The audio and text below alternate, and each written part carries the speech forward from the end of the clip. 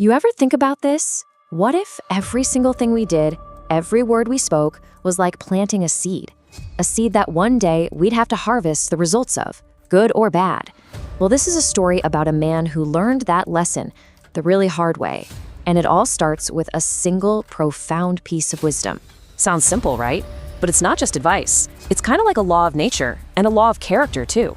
For one man, these words were a warning he just chose to ignore.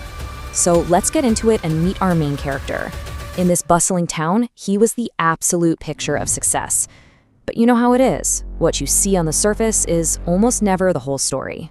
To everybody looking in, Harris was the guy. He crafted his image so carefully. You know, the fancy clothes, the big thriving shop, and this confident smile he wore like a piece of armor. He was everything the town seems to value. A man who looked like he had life totally figured out. But behind the scenes, a totally different story was being written. For him, profit was the only thing that mattered. And each of these little acts, tacking on extra charges for the poor, making his workers wait for their pay, talking down to the vulnerable, it was like he was planting another seed of bitterness in the ground. And this was his motto. It was the excuse he used for every single selfish decision. He actually believed he was being smart, confusing ruthlessness with wisdom, completely blind to what his actions were really costing him. But those seeds he'd been planting year after year, well, they were about to sprout, and the harvest was going to be a tough one. His entire world, built on a shaky foundation of lies, was about to come crashing down. And then, this opportunity pops up, promising just an unbelievable amount of wealth.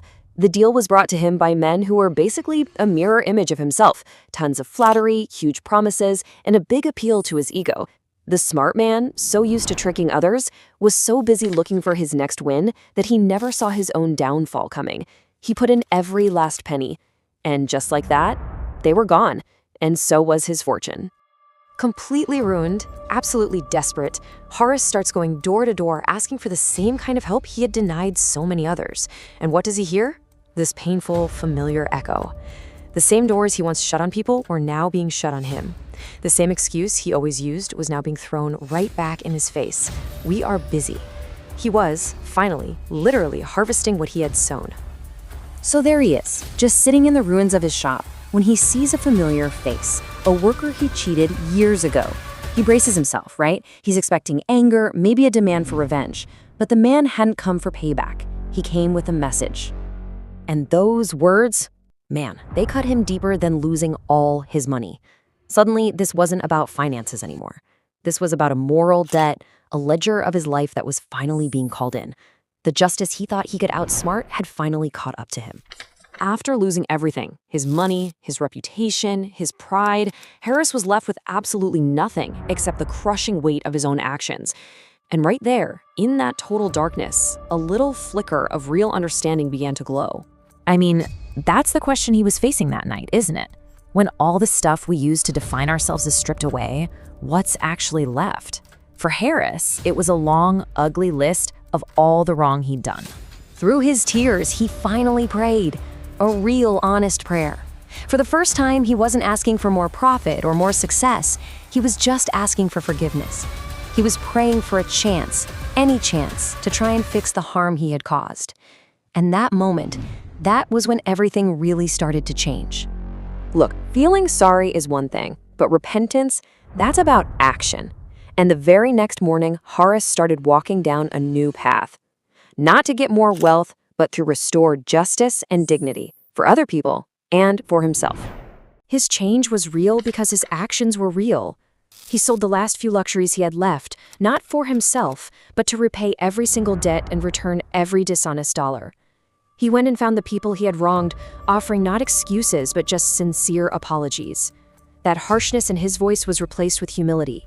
Deceit was replaced with honesty. He was, piece by piece, rebuilding his entire life from the ground up. So years went by. Harris never got his old riches back. Not even close. But he gained something so much more valuable. The harvest from these new seeds wasn't wealth, it was peace. I mean, just look at this new balance sheet. He exchanged wealth for humility. He traded those restless nights full of anxiety for a peaceful heart. The merchant nobody trusted became a man whose word meant everything.